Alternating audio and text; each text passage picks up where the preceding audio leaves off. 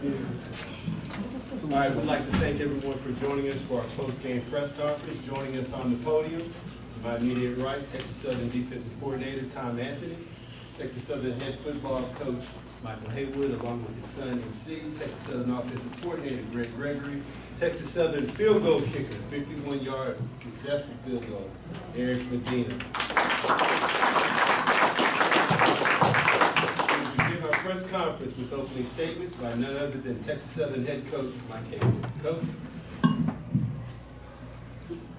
First of all, we thank you guys for being here.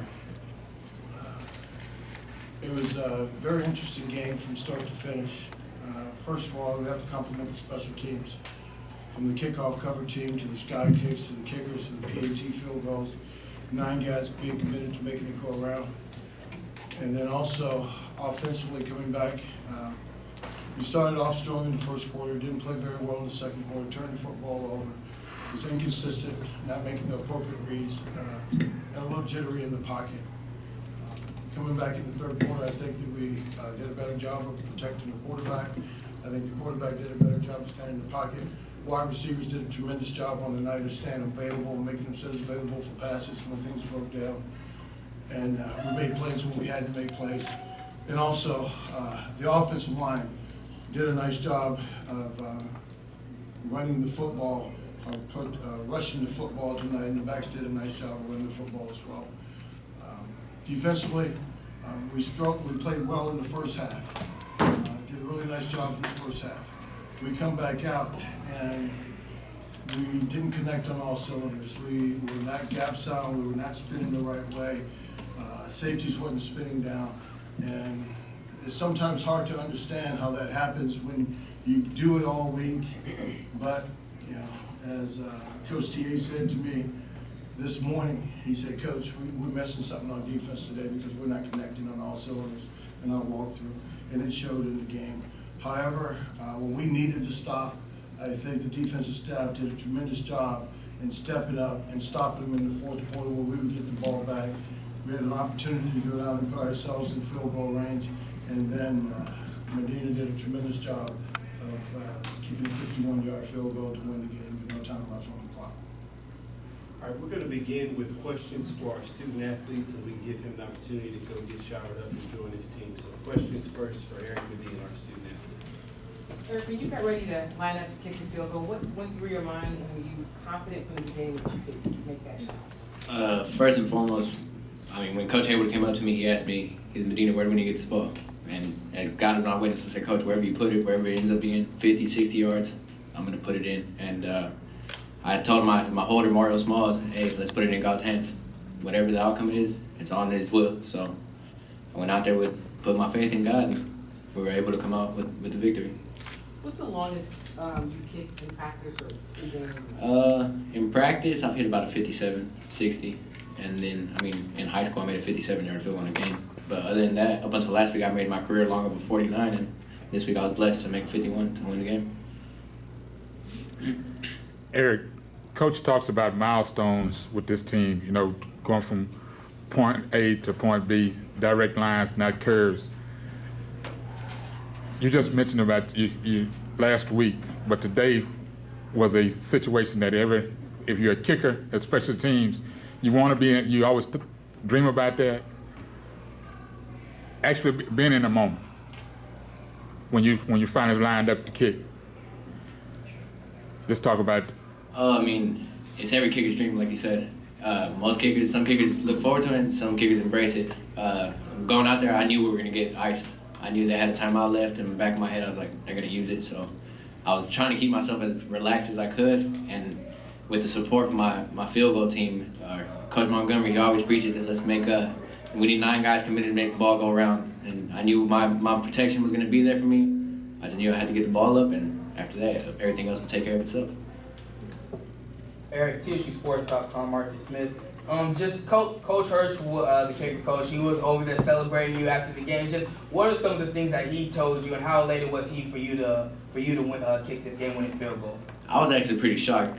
Robbie was like the only person that didn't talk to me with 2 minutes left in the game. He just looked at me. We looked each other in the eyes, gave each other that head nod, And we just went from it. He didn't talk to me until after the kick. He came up to me and was like, "Hey man, this is what we live for. This is the moments us kickers strive for." What does this moment stand for you?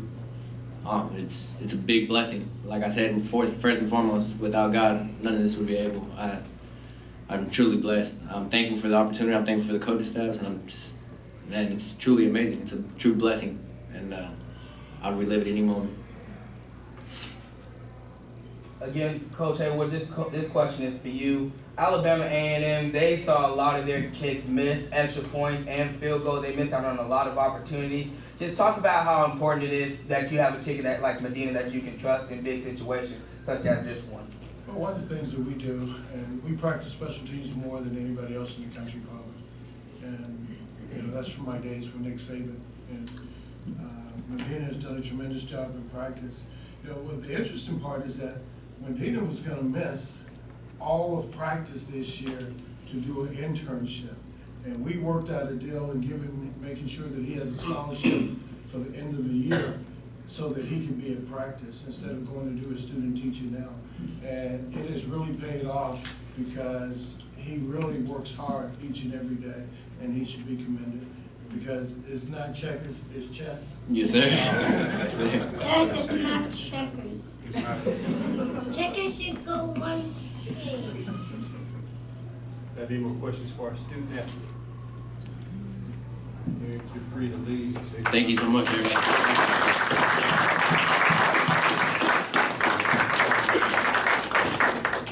All right, this time we'll open it up for questions for our two coordinators and Coach Haywood. Ms. Davis? Michael, can you talk about, after the first game in PV, you talked about how when things got tight, the team kind of went back to what they used to know.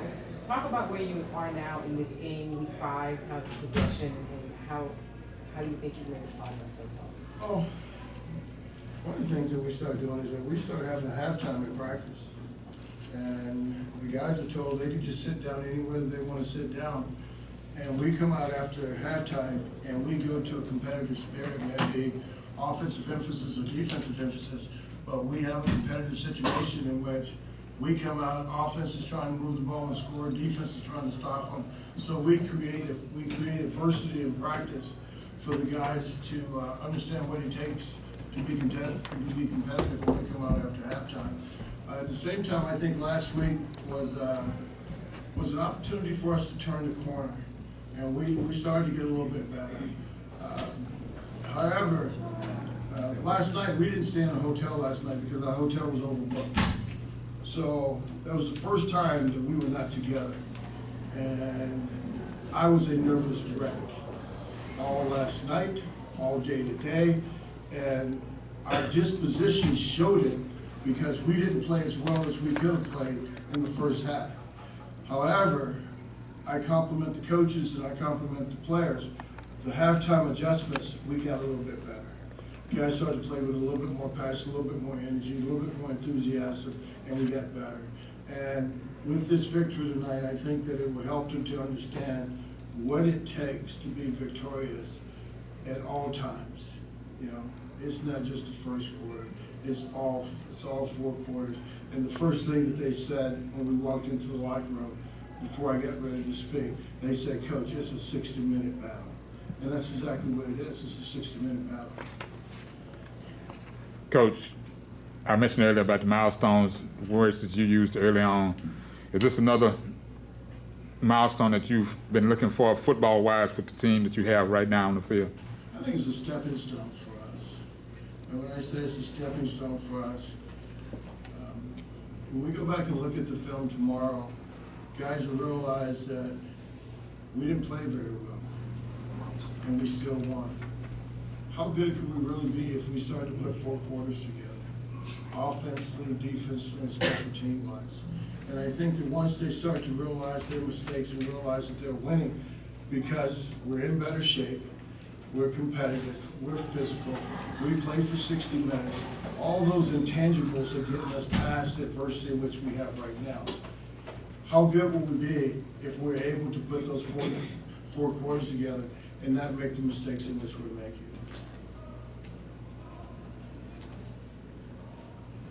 You talked about defensively how you felt like you weren't quite in sync. You felt like you guys weren't quite where you wanted to be. What did you do throughout the game when you start that and you see it, and you see it on the field as well? What adjustments do you have to make to try to keep your team intact defensively? Well, I think for us as a defensive staff, when we came out from the second half, like Coach said, there was just a lot of mental errors. We were messing stuff up on the back end coverage-wise. We couldn't get lined up front at times. We were making the wrong strength calls. So for us as coaches at that point in the game, you got to do your best to not get angry at the kids because it's not going to do you any good. We got to stay positive, and we tried to simplify things when we got into the fourth quarter. They came out and they were showing some stuff we hadn't seen before on film, so you kind of have to adapt and adjust on the fly. So we were trying to do that to the best of our ability as coaches to put our kids in a position to have success.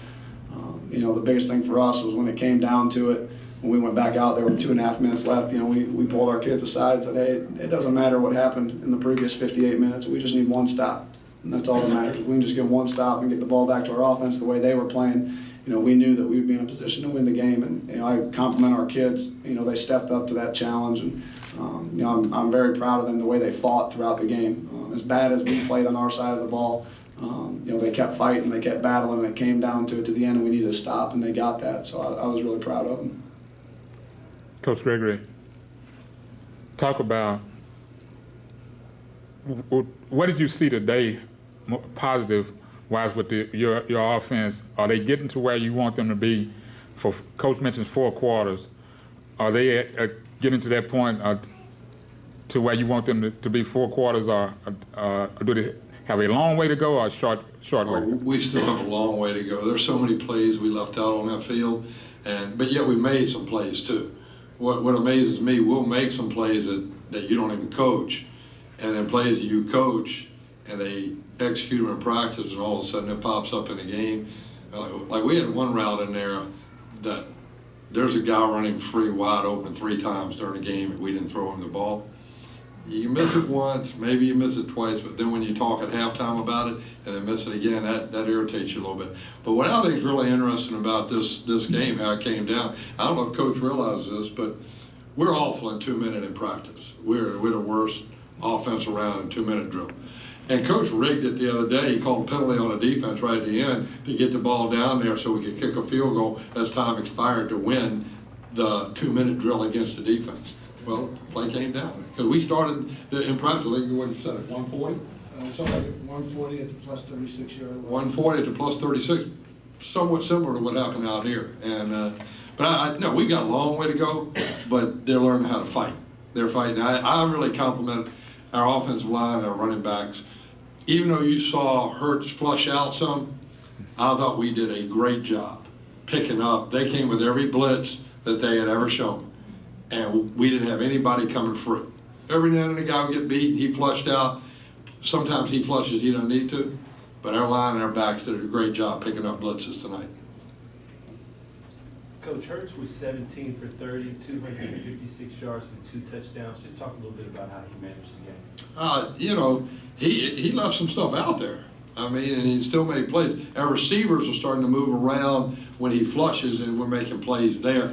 There were a couple times in the first half, and this is what was frustrating for us offensively. I think we had it 4 times in the first half, scored once, stopped once, got down there 2 other times, and he flushed on 2 passes, and they were playing man coverage, and he's just got to learn when you break out of the pocket against man, yeah, you can look for the throw, but if you take off running, there's nobody around you.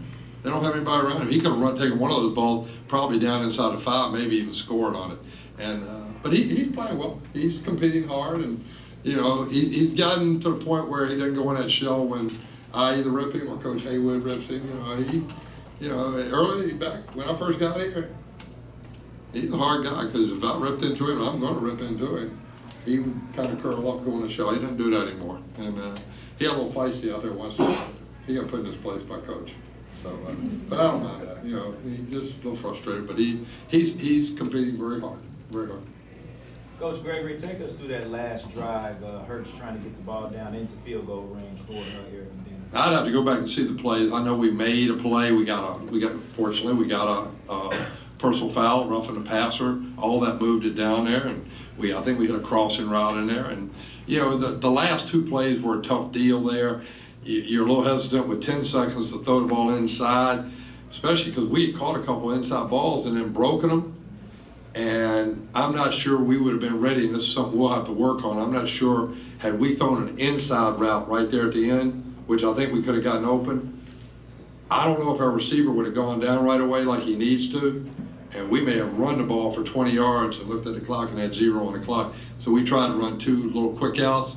The first one we would have had, they got a guy right in the quarterback's face coming off the edge. He just didn't have a lane to throw it. The second one they had covered. I'm glad he threw the second one low and away, because if he'd thrown it up, I'm not sure it wouldn't have been running down the sideline. And that's all I could picture in my mind. And but with Medina, I mean, we've been commenting about him in practice. He has been really kicking the ball, and we're fortunate to get down there. Personal foul. But I'm like Coach. I thought special teams is what won the game. I mean, the field position we got in special teams was incredible. Incredible. Coach Gregory, Coach Haywood, talk about Brad Wood. He returned this game. He kind of got us going early in the first quarter. But predominantly, let's talk about our passing game. Why is it that it takes us a little bit longer to get into the rhythm of things, and we really don't see the passing attack really go into the fourth quarter, the second half? I mean, it was actually going early. We just didn't complete them and didn't throw them to a couple of open guys. I mean, what we wanted was there. What we wanted was there. And all you got to do is hit 1 or 2 more in the first half, and all of a sudden you're at 2 touchdowns in the first half and 150 or 60 yards throwing in the first half. Because, I mean, if I showed you the film, you would be asking me, why didn't he throw it right there? Why didn't he throw it right there? Because there are a couple things wide open, okay? So just sometimes it takes a little adjustment, but, I don't know. What else to explain, Coach? Maybe you can explain it, I don't know. It's just, it's just opportunities to connect. And we ran an under route with a pick, came free out the backside gate. We threw the ball on the right-hand side of the field when the guys went free down the other side. It takes time to develop, and we did a good enough job for us to win, and that's all that matters. He's the best quarterback on the field tonight. And I would say the same thing. Winning does matter. I mean, we're talking about starting off 0-2. The last 3 games we've seen wins. We're on a 3-game win streak now. Going into this bye week, how do you prepare for Alcorn State in 2 weeks? Do you kind of be leaning with them, give them time off to rest, or do you keep working? You know me well enough to know that's not going to happen. We meet with them tomorrow at 1 o'clock, I think. We have a meeting at 1 o'clock tomorrow. We'll go for 2 hours to about 3 o'clock. We'll come back at 6 a.m. on Monday, and we'll be in full pads, and we'll have a full outright practice on Monday with some Alcorn stuff in there. 6:30 on Tuesday, we have a full pad practice on Tuesday, all Alcorn, and then we'll give them off until the following Monday. But they have weightlifting and running for 3 days this week. Some guys will go out of town and go back home on Friday afternoon after classes, come back in on Sunday by 6 o'clock. And then on Monday, we'll kick it off at 6 a.m. in the morning on Monday. And we'll have a 2-hour practice, about an hour and 15 minutes worth of meetings, 2-hour practice. And we'll get back after them again. But we'll make the corrections on this week. We'll make the corrections tomorrow. But once again, I compliment the defensive staff, because as irate as it was, they were able to calm everyone down in that 4th period, to calm everyone down, for everyone to go in, and on 3 plays to execute perfect defense on 3 plays. And I compliment them because we're able to stop them and get the ball back. Coach, can you talk about the significance of, I know you'd rather be 5-0, but win 3 in a row, and for that to be the first time for TSU in 16 years, just the significance of something like that. It's the first time in 16 years that TSU won 3 in a row.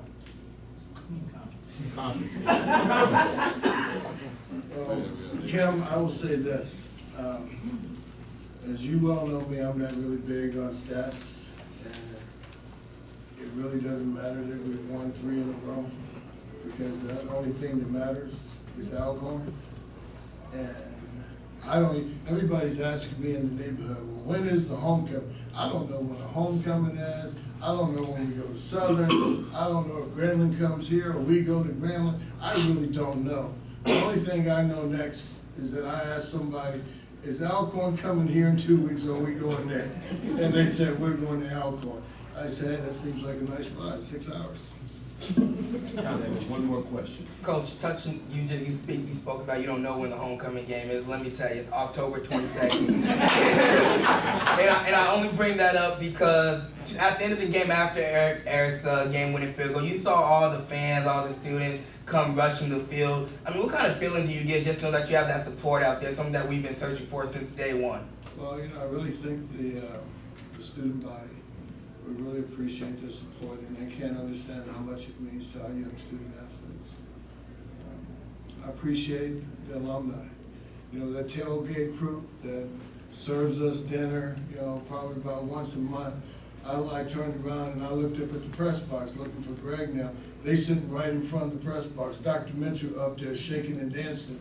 And I said, oh, they're enjoying this game. They're into this game as much as we are. And we appreciate their support and all the other alumni across the country. But our student athletes really appreciate everything in which they do for us. And we appreciate their support in coming to the game. With our family, my girlfriend and her family, all my friends and family, my nephew from SMU and his girlfriend, my buddies that I've coached at West Point Military Academy and his family, his mom and dad, my sister's friends from grade school. We appreciate all of their support because it's really special, and some days it's hard. I wish my mother could be here. Some days it's hard.